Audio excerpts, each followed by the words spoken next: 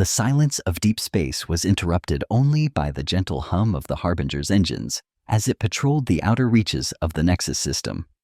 Captain Nex stood on the command bridge, his slender form reflected in the polished surfaces of the Guardian-class warship. After 82 years of service to the Galactic Concord, Nex had grown accustomed to the routine nature of patrol missions. The Varian civilization had enjoyed peace under the Concord's protection for generations, and the Harbinger, despite its advanced defensive systems and elegant design, had never seen actual combat. Status Report Officer Lem. Nex's voice was calm, measured a product of decades of diplomatic training. The communications specialist's 4 eyes blinked in sequence before responding. All sectors clear, Captain. Nexus system remains peaceful, as it has for the last 300 cycles. Nex nodded, satisfied. The year 2387 by Earth's calendar marked the third peace era of the Galactic Concord, a time of unprecedented stability and cooperation among the member civilizations. The Harbinger was merely a symbol, a reminder of the Concord's watchful presence rather than an instrument of war. The tranquility of the moment shattered as Officer Lem's console erupted with flashing indicators. Captain, incoming emergency transmission from Nexus 7. Nex's posture stiffened immediately. On screen, the main view screen filled with static fragments of images breaking through the interference. A Varian face appeared, briefly contorted with fear, before dissolving back into noise. The audio came through in broken segments. Concord, we are under attack. Humans from the Death World are invading. Save us. The bridge fell silent. Officer Lem's fingers moved rapidly across his console. Captain, I can't find any records of humans or Death World in the Concord database. Show me whatever visual data you can salvage. Nex ordered, his inner eyelids narrowing in concentration. The view screen flickered again, revealing chaotic scenes from Nexus 7's surface. Strange spacecraft, crude in design yet sturdy, descended through the atmosphere. Beings moved with startling speed across the landscape, wielding unfamiliar weapons technology. The footage was grainy, distorted, but there was no mistaking the precision and coordination of the attack. Science Officer Mira approached the command platform, her normally blue skin paling to a light azure with concern. Captain, something doesn't add up. If this species has never been recorded in our database, how do the Varians know they come from a Death World? Nex considered her words carefully. The question was valid and pointed to inconsistencies that his disciplined mind couldn't ignore. But the distress call was equally undeniable. Varian civilians were in danger. The Concord Protocol dictates we should wait for Council authorization before intervening in an unknown conflict. His second-in-command reminded him, voice low. Nex felt the weight of decision pressing upon him. His entire career had been built on following Concord regulations to the letter, on maintaining the delicate diplomatic balance that kept peace among thousands of worlds. Yet the images from Nexus 7 spoke of immediate danger of lives at risk, while bureaucracy deliberated. Before he could respond, his personal communicator chimed. The holographic image of Council Member Draw materialized, tall, imposing with the distinctive luminescent markings of a high-ranking Concord official. Captain Nex, the Council has received the distress signal from Nexus 7. This is a Level 1 threat situation. Protect Nexus 7 at all costs. The humans are dangerous beyond measure. Nex bowed his head slightly in acknowledgement. Council member, we have limited information about these humans. Perhaps we should... There is no time for investigation, Captain. Drea interrupted her tone, leaving no room for discussion.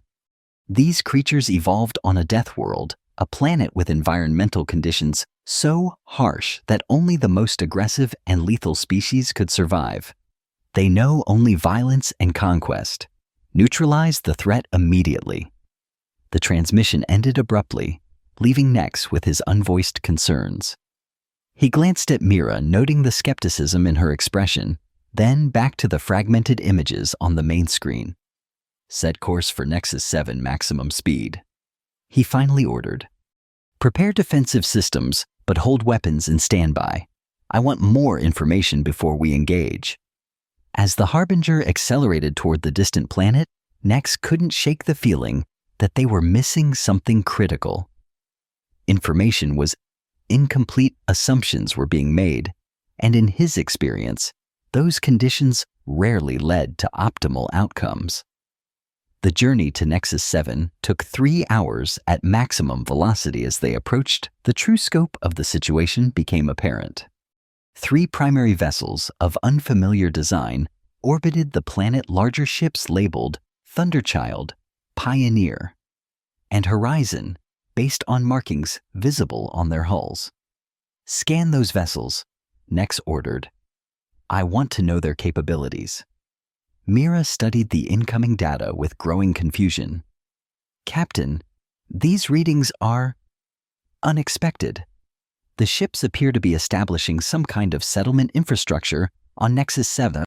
There are energy signatures consistent with habitation modules, agricultural units, and medical facilities.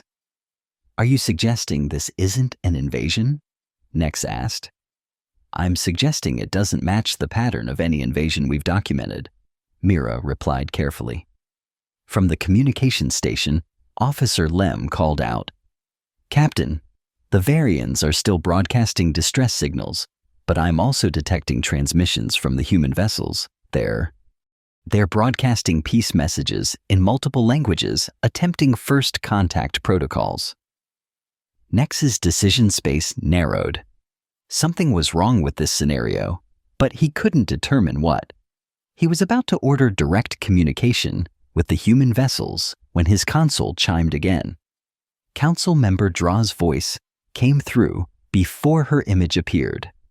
Captain Nex, our intelligence confirms these humans are hostile colonizers. Fire upon them without warning.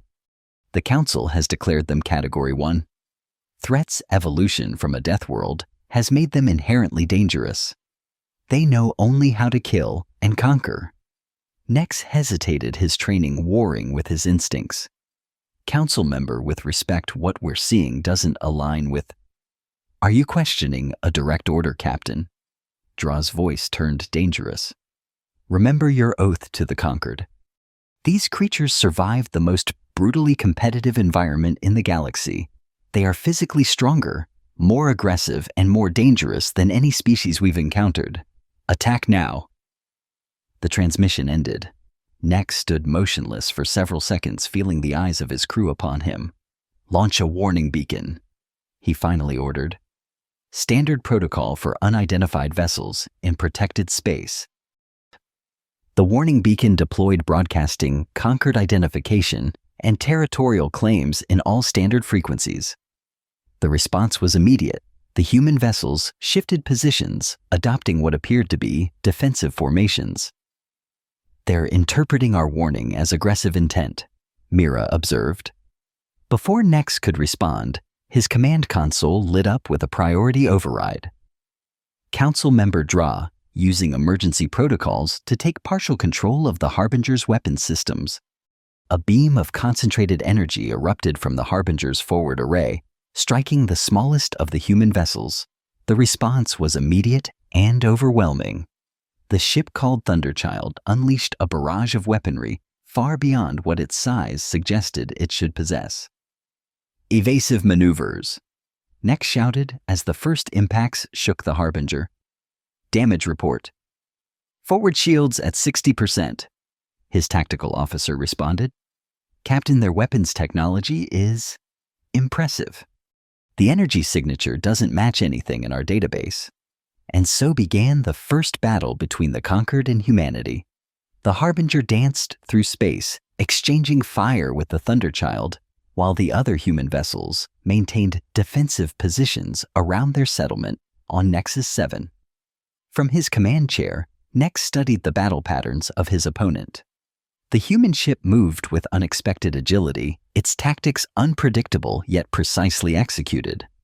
This was not the chaotic aggression of a mindless predator species. This was calculated, disciplined combat. After 20 minutes of increasingly damaging exchanges, both vessels pulled back to reassess. The Harbinger had sustained significant damage to its port quadrant, while the Thunderchild showed signs of compromised engine systems. Then something unexpected happened. A communication request came through on an open channel. "This is Admiral Thorne of the Earth Exploration Fleet. Concorde vessel, why have you attacked us? We came in peace. We detected distress signals from Nexus 7 before your arrival. If you're not attacking the Varians, who is?" Nex froze, his mind racing to process this information. He glanced at Officer Lem, who was frantically analyzing the communication streams. "Captain," Lem said, his voice tight with disbelief, "I've isolated patterns in the Varian distress signals. They've been modified. Someone has edited the original transmissions." The realization struck like physical blow. "We're being manipulated," Nex whispered. "Both of us." Admiral Thorne's ship maintained its position, weapons hot but not firing. On the view screen, Nex could see the figure of the human commander, female with a stern expression but clear, intelligent eyes that showed no signs of mindless aggression. "Open a channel," Nex ordered, making a decision that would change the course of galactic history. The temporary ceasefire between the Harbinger and the Earth fleet created an uneasy calm in the space surrounding Nexus 7. Captain Nex paced the length of his strategy room, mind racing through possible explanations for what was happening. "Show me everything we have on these purists," he instructed Science Officer Mira, who had uncovered disturbing references in restricted Concorde databases. Mira's slender fingers activated a holographic display. "Information is limited, Captain.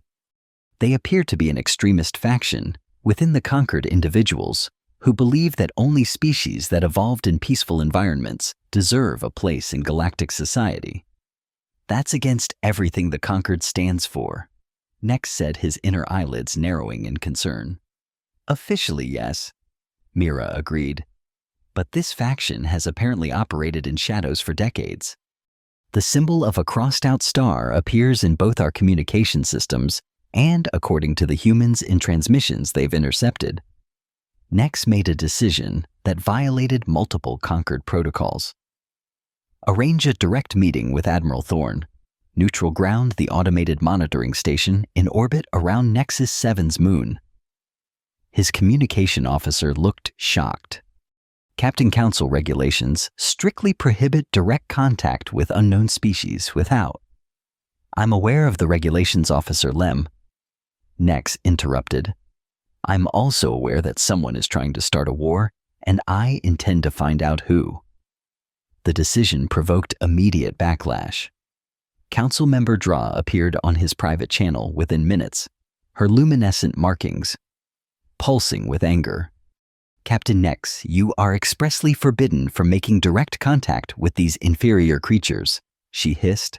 "They are dangerous animals from a death world view. Physical interaction could result in contamination or worse." "With respect, Council member," Nex replied steadily. "Something doesn't align with the information we've been given. The humans are broadcasting peace messages and building settlement infrastructure, not mounting an invasion. You will face severe consequences if you proceed with this meeting." Dura warned before adding, "PAX will ensure compliance with conquered directives."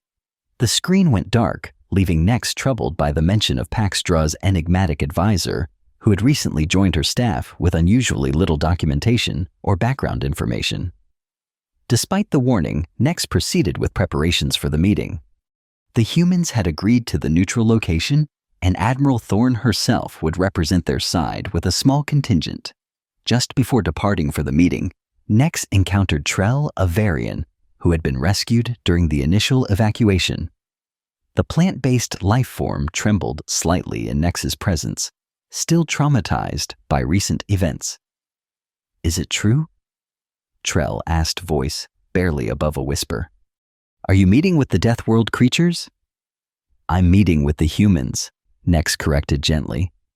And I need to understand who told your people they were dangerous before they even arrived. Trell's fronds wilted slightly. Warnings came weeks ago. Anonymous transmissions. They said terrible creatures were coming beings evolved in constant violence who saw other life forms only as resources to be consumed or destroyed. This confirmed Nex's growing suspicions. Someone had primed the variants to fear humans before first contact even occurred, setting the stage for conflict. The meeting station was small and utilitarian, designed for automated monitoring rather than diplomatic encounters. Nex brought only Mira with him, while Officer Lem remained aboard the Harbinger to continue investigating the modified distress signals. Admiral Thorne arrived with a single companion, Lieutenant Gray, a communications specialist whose eyes showed a keen intelligence that defied the mindless predator narrative. Captain Nex. Thorne greeted him with a formal nod. Her uniform was practical but distinguished, adorned with symbols of rank that Nex's xenocultural training allowed him to recognize as indicators of significant authority. Admiral Thorne, he replied, I appreciate your willingness to meet despite our unfortunate introduction. When someone tries to manipulate two species into destroying each other, I find it's worth having a conversation, she replied dryly. The meeting progressed with cautious exchanges of information. Dr. Bell, the human's chief xenobiologist, joined via holographic projection to explain why Earth might be classified as a death world from the perspective of other species. Earth has higher gravity than most life-bearing planets, extreme climate variations from polar ice to burning deserts, atmospheric pressure that would crush many species, and an evolutionary history filled with predators and natural disasters, Dr. Bell explained. These conditions forced humans to develop resilience, adaptability, and yes, defensive capabilities. But not mindless aggression, Thorne added firmly. We've had our share of conflicts, but we've also built civilizations based on cooperation, art, and scientific inquiry. As they spoke, Nex observed the humans carefully. Their movements were quicker, their musculature denser than most conquered species' evolutionary adaptations to their challenging homeworld. But their eyes reflected intelligence and emotional depth that contradicted everything Dra had claimed. Mira and Gray discovered they shared a passion for linguistic patterns and soon established a rudimentary translation protocol that improved communication between the groups significantly. We came to Nexus 7 because we detected distress signals, Thorne explained once the translation system was functioning properly.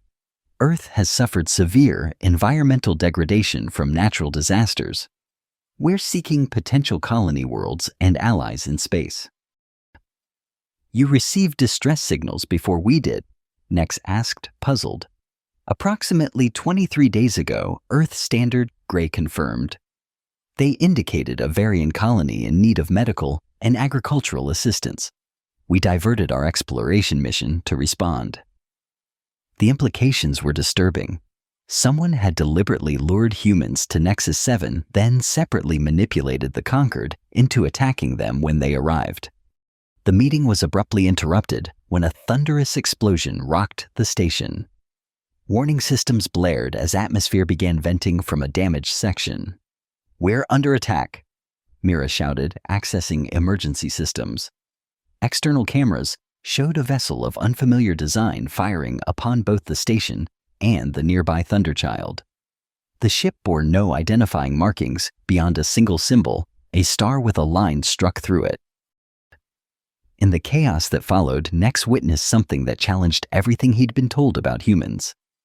As structural supports collapsed, Thorne did not flee to safety. Instead, she pulled Mira from the path of falling debris, risking her own safety to save a stranger. Even more surprisingly, when they managed to evacuate to their respective shuttles, a squad of human soldiers extracted a trapped Varian worker from the station's agricultural section, forming a protective formation around the frightened alien as they escorted it to safety. These were not the actions of mindless predators. As the Harbinger and Thunderchild coordinated emergency responses, Council Member Draw's voice cut through all communication channels. This unprovoked human attack against a Concord facility confirms their hostile intent. All Concord vessels are ordered to converge on Nexus 7. The Earth fleet must be neutralized. Nex looked at the visual feed showing Thorn's shuttle returning to Thunderchild, knowing that diplomacy had just become infinitely more complicated. When Nex regained consciousness, he was surprised to find himself in an unfamiliar medical facility. The technology surrounding him was different from Concord Design's more utilitarian, but remarkably effective based on the rapid healing of his injuries. It took him several moments to realize he was aboard Thunderchild, the human flagship. "You took quite a hit defending that Varian child." Admiral Thorn's voice came from his left. She sat in a simple chair, studying him with those intelligent eyes that had first suggested to Nex that the official narrative about humans was flawed. The alternative seemed unacceptable. Nex replied, wincing as he attempted to sit up. "Thank you for the medical assistance. Your science officer insisted our medical technology might be compatible with your physiology. She was right." Thorn gestured to where Mira worked alongside a human in medical attire analyzing data streams on a holographic display. "What happened after the attack?" Nex asked. "Chaos," Thorn replied grimly. "Draw has declared you compromised and assumed command of your vessel. My communications officer intercepted transmissions suggesting reinforcements are coming a Concord ship called Judgment." Nex's inner eyelids snapped open in alarm. Judgment is a planetary defense vessel. It carries enough firepower to sterilize entire continents. "Then we need to find proof of who's really behind this before it arrives," Thorn said, rising to her feet. "Your officer Lem managed to transmit data before Dodra locked down communications. He found a hidden relay station on Nexus 7, the source of the falsified distress signals. Despite his injuries, Nex insisted on joining the investigation team. Thorn assigned Commander West to coordinate with Mira, while Trell volunteered to guide them through Varian territory. The frightened alien had overcome initial terror of humans after being rescued by one of their soldiers during the station attack. "The strangers came before the Sky People," Trell explained as they prepared for the mission. "Visitors with strange markings who spoke of dangers coming from the stars. They showed the symbol of the crossed star." "Did anyone record these visitors?" West asked. "The central tree." "Might have," Trell suggested. "It observes all that happens on Nexus 7. This was the first Nex had heard of such a capability. The central tree had recording functions? Trell's fronds rippled in what Nex recognized as embarrassment. "There are aspects of Varian technology we do not share with the Concord. The tree remembers everything it witnesses." Meanwhile, Officer Lem worked secretly aboard the Harbinger, communicating with the investigation team through a modified personal device. His loyalty to Nex outweighed his fear of Concord regulations, especially after discovering disturbing data patterns in the ship's communication logs. "Captain, I've identified consistent encryption anomalies whenever Pax accesses our systems," Lem reported. "He's been transmitting data to an unknown vessel hiding in the asteroid belt surrounding Nexus 7. The investigation proceeded on multiple fronts. While Nex Thorn and their team explored the hidden relay station on the planet's surface, Mira and Dr. Bell analyzed data recovered from both human and Concord systems, seeking patterns that might reveal the Purist's true plan. The relay station was concealed beneath an ordinary-looking geological formation, its technology a hybrid of Concord and unknown designs.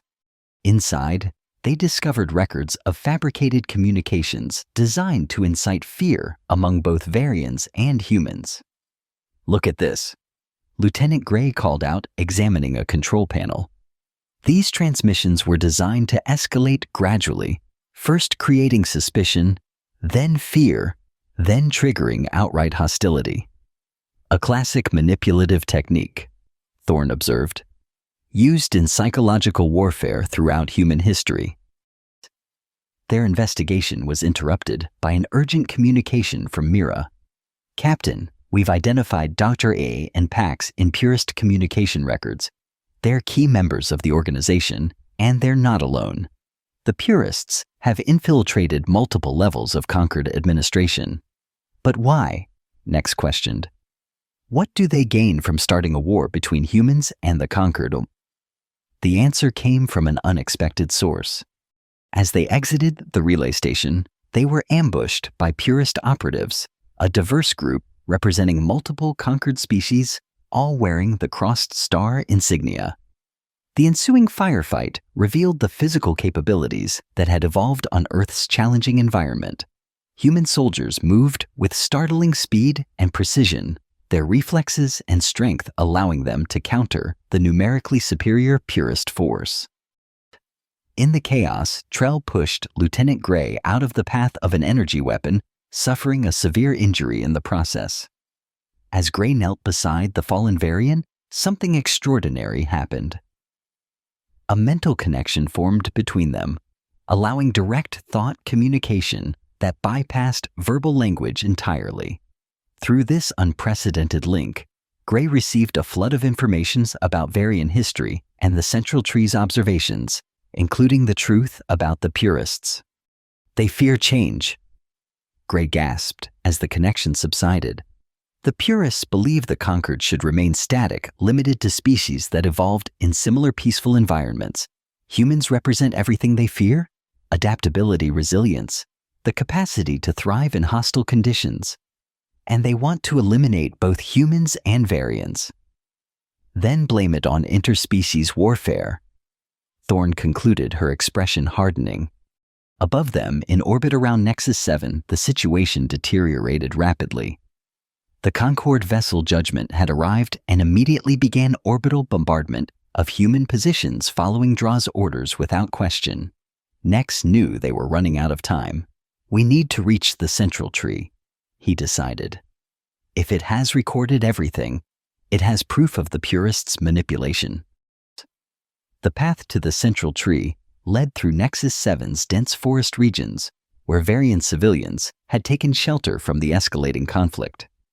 As they progressed, Nex witnessed another side of humans that contradicted the Deathworld predator narrative. Earth soldiers distributing supplies to frightened Varian families, setting up medical stations for the injured, and establishing protective perimeters around civilian shelters. In orbit, the battle intensified, as Harbinger, now under the command of Purist loyalists, joined Judgment in attacking the human fleet. Thunderchild and its sister ships formed defensive positions around the Varian settlements, prioritizing civilian protection over offensive action. The climactic confrontation would unfold on 3 fronts in space as ships exchanged devastating fire.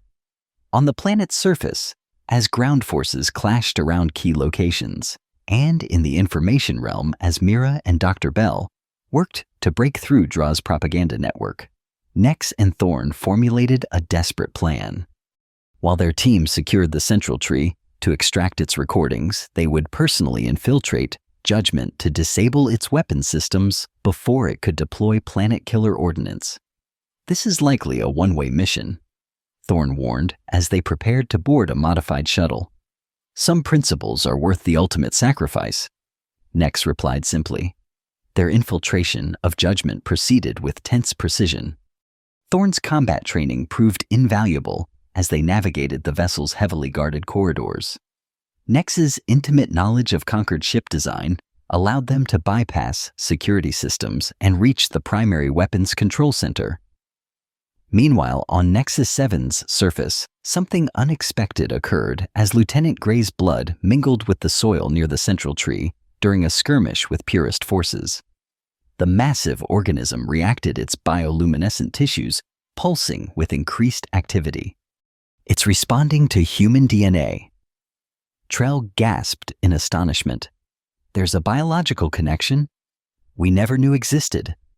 The tree's root system activated ancient defense mechanisms long forgotten by modern Varians, a network of embers, of energy-disrupting fields that selectively disabled Purist technology while leaving other systems functional. Aboard Judgment Nex and Thorn finally confronted Draw in the command center. The conquered official's luminescent markings pulsed with rage as she faced them. "You've doomed the conquered." Draw spat. "Don't you understand? These Deathworld creatures will destroy everything we've built. Their very existence is an abomination, evolution shaped by violence and competition rather than harmony." "You're wrong," Nex replied steadily. "I've seen them protect those weaker than themselves, prioritize civilian safety over military advantage, and offer medical care to injured adversaries. These are not the actions of mindless predators. The purists have guided the Concord for centuries." Draw revealed her voice, taking on a fanatical edge. "We've eliminated dozens of unworthy civilizations before they could taint our perfect society. Humans are simply the latest threat, but they're the most dangerous we've encountered." As she spoke, Pax emerged from a side-chamber energy weapon trained on Thorn. "Their physical capabilities alone make them unacceptable risks," he added coldly. "Their reaction speed, their strength, their adaptability, they would quickly dominate the conquered if permitted to join. So you'd rather start a war than risk cooperation with a species different from yourselves." Thorn observed her posture relaxed despite the weapon pointed at her. "That sounds like fear, not wisdom." The confrontation might have ended in violence, but at that crucial moment, something unexpected happened.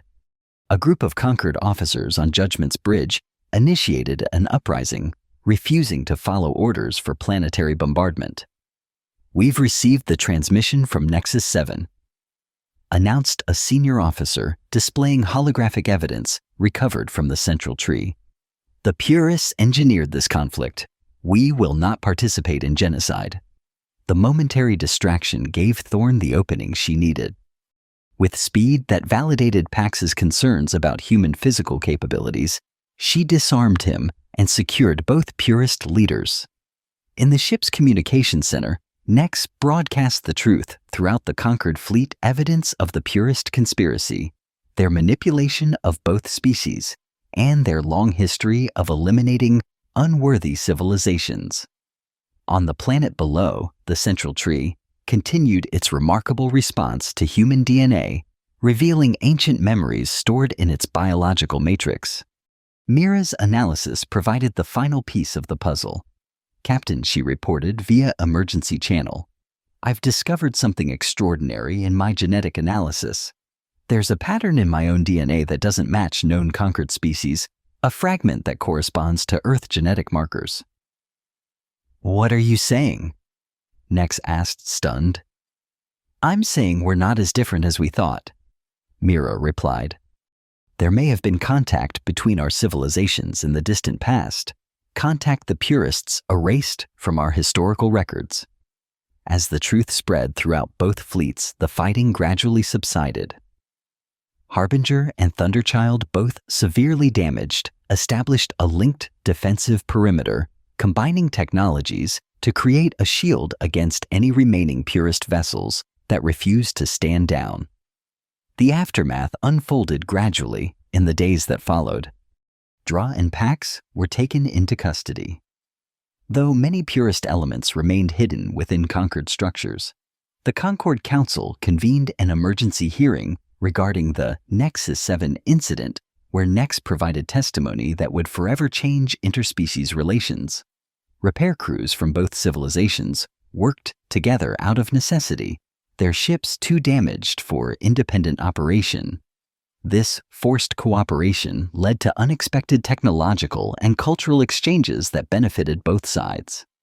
The Varians held a regeneration ceremony for their central tree, which had been damaged during the conflict. In an unprecedented gesture, they invited both conquered and human representatives to participate in a symbolic acceptance of new connections. As reinforcement vessels from both Earth and the conquered arrived, initial tensions gave way to cautious understanding as the truth spread. Data recovered from purist computers helped identify other infiltrators within the conquered hierarchy, though the full extent of their influence remained unknown. Human military technology was reassessed by conquered analysts who now understood it had developed not for conquest, but as a necessary adaptation to Earth's challenging environment and humanity's own internal conflicts. The Varians, with their unique biological connection to both civilizations, became natural diplomatic intermediaries. Trell, recovered from injuries sustained protecting Lieutenant Gray, became the first storykeeper of human history in Varian society. Nex was reassigned from his captaincy to a new role as Special Ambassador to Earth, a position that acknowledged both his violation of Concord protocols and the wisdom of his decisions during the crisis.